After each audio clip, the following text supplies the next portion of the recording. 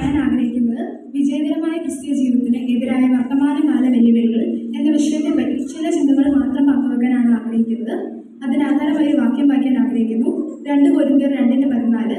ക്രിസ്തുയേശുവിൽ നമ്മെ എപ്പോഴും പ്രയോജനമായി നടത്തുകയും എല്ലായിടത്തും നമ്മെ കൊണ്ട് തന്നെ പരിജ്ഞാനത്തിന്റെ വാസന വെളിപ്പെടുത്തുകയും ചെയ്യുന്ന ദൈവത്തിന് സ്തോത്രം. യേശുവിനെ രക്ഷകനായും കർത്താവായും സ്വീകരിച്ചു വീണ്ടും ജനന അനുഭവത്തോടെ വിശ്വാസ സ്നാനമേറ്റ് കൂട്ടായ്മ ആചരിച്ച് മുന്നേറുന്നവരെയാണ് ക്രിസ്തീയ ജീവിതം നയിക്കുന്നവരെന്ന് പറയുന്നത്. എന്നാൽ എല്ലാ ആത്മീയ മേഖലകളിലും വളർന്ന് സഭയ്ക്കും മനുഷ്യർക്കും പ്രയോജനമുള്ളവരായി ജീവിക്കുന്നവരെയാണ് വിജയകരമായ ക്രിസ്തീയ ജീവിതം നയിക്കുന്നവരെന്ന് പറയുന്നത്. യേശുവിനോടുള്ള നമ്മുടെ ഏകാഗ്രതയിൽ നിന്നും നിർമ്മലതയിൽ നിന്നും നമ്മെ അകറ്റുവാൻ കാരണമാകുന്ന ചിന്തകളെയും ആശയങ്ങളിലാണ് വെല്ലുവിളികൾ എന്നതുകൊണ്ട് ഇവിടെ അർത്ഥമാകുന്നത്. അവ നമ്മെ അവയിലേക്ക് ആകർഷിച്ച് യേശുവിൽ നിന്ന് അകറ്റുന്നു, അഥവാ നമ്മുടെ ആത്മീയ വളർച്ചയെ മുരടിപ്പിച്ച് നമ്മെ ഫലരഹിതരാക്കി മാറ്റുന്നു. സാത്താൻ, ലോകം, ജഡം എന്നിവയാണ് നമ്മുടെ പാപത്തിന് കാരണമാകുന്ന 3 ഘടകങ്ങൾ എന്ന് ബൈബിൾ പറയുന്നത്. സാത്താനും ലോകവും പുറത്തു നിന്ന് തിന്മ കൊണ്ടുവരുമ്പോൾ നമ്മിലുള്ള ജഡം അഥവാ പാപപ്രകൃതി നമ്മെ അവയിലേക്ക് ആകർഷിച്ച് തെറ്റിലേക്ക് നയിക്കുന്നു. എല്ലാ വെല്ലുവിളികളുടെയും പ്രധാന സൂത്രധാരൻ ശത്രു തന്നെയാണ്.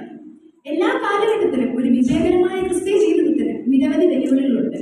എന്നാൽ കാലം മാറുന്നതനുസരിച്ച് ആ വെല്ലുവിളികൾ വർദ്ധിച്ചു വരാറുമുണ്ട്. വിജയകരമായ ക്രിസ്തീയ ജീവിതത്തിന് എതിരായ പ്രധാന വെല്ലുവിളികൾ ഏതെല്ലാം എന്ന് നോക്കാം. ഒന്നാമതായി ദുരുപദേശങ്ങൾ. ഇന്ന് ക്രൈസ്തവ സഭകളിൽ ദൈവവചനത്തിൽ ഇല്ലാത്ത പല പഠിപ്പിക്കലുകളും കടന്നുകൂടി അത് ദുരുപദേശ സഭകൾ അഥവാ സാമുദായിക സഭകളായി മാറിയിരിക്കുകയാണ്. ഇതിനെ നാം ദൈവവചന അടിസ്ഥാനത്തിൽ മനസ്സിലാക്കി അതിൽ നിന്ന് ഒഴിഞ്ഞു മാറുവാൻ പഠിക്കണം. രണ്ടാമതായി സുവിശേഷ വിരോധികളായ ഭരണാധികാരികളും മതം ഉയർത്തുന്ന എതിർപ്പുകളും. ഇത് ആദിമകാലം മുതൽ കണ്ടുവരുന്ന ഒരു വെല്ലുവിളി തന്നെയാണ്. ഇന്നും ലോകത്തിലെ 100-ലധികം രാജ്യങ്ങളിൽ ക്രിസ്ത്യാനികൾ വേട്ടയാടപ്പെടുന്നു. ഇവർക്കായി പ്രാർത്ഥിക്കാനുള്ള ഉത്തരവാദിത്തം ദൈവം നമ്മെയാണ് ഏൽപ്പിച്ചിരിക്കുന്നത്.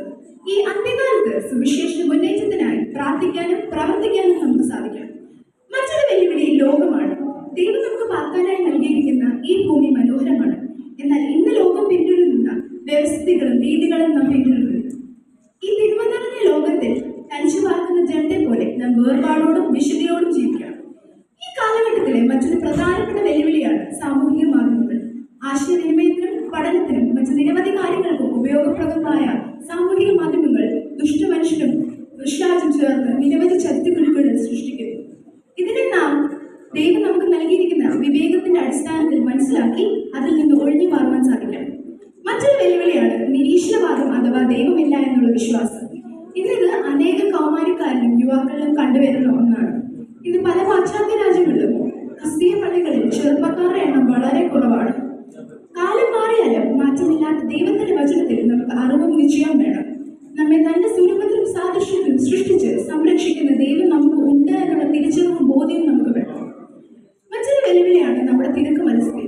പലപ്പോഴും നമ്മുടെ പഠനത്തിന്റെയും ജോലിയുടെയും തിരക്കും സമ്മർദ്ദവും മൂലം ദൈവത്തിനും ദൈവകാര്യങ്ങൾക്കും മാറ്റിവെക്കുന്ന സമയം കുറഞ്ഞുകൊണ്ടിരിക്കുകയാണ്.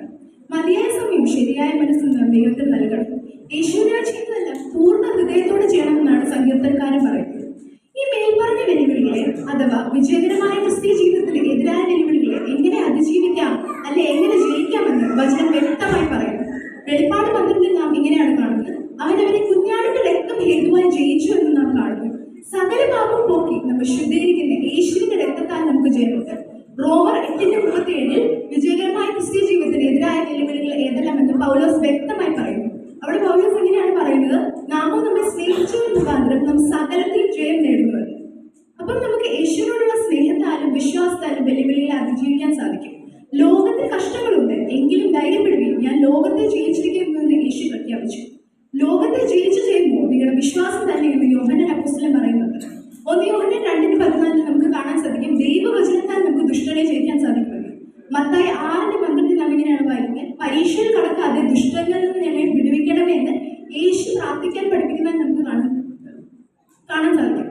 ഇത് ചൂണ്ടിക്കാണിക്കുന്നത് പ്രാർത്ഥനയാൽ നമുക്ക് വെല്ലുവിളികളെ ജയിക്കാൻ സാധിക്കുമെന്നാണ്.